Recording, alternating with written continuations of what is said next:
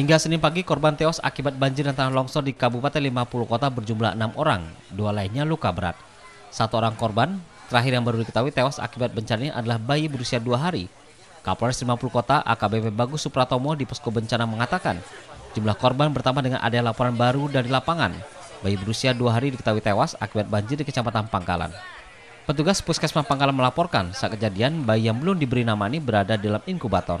Saat air deras masuk dan merendam puskesmas, bayi ini tidak dapat diselamatkan. Informasi terakhir ini ada 5 korban meninggal dunia, 2 orang luka berat saat ini.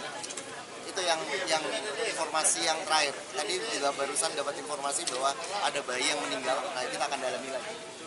Data intelijen yang kami dapat dari kasat intel saya ada 7 kendaraan. Jadi kendaraan roda 4 semua. Itu rata-rata kendaraan keluarga dan kendaraan yang membawa sembako. Tadi malam masih ada warga yang mencari keluarganya.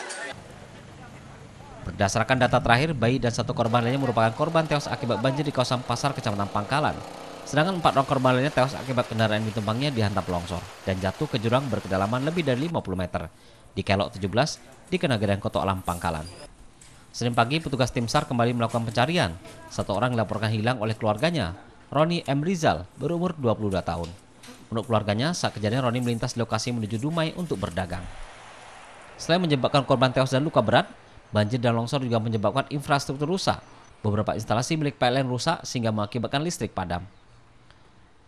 Sementara banjir akibat luapan Sungai Batang Mai ini juga merendam ratusan hektar sawah dan kebun warga.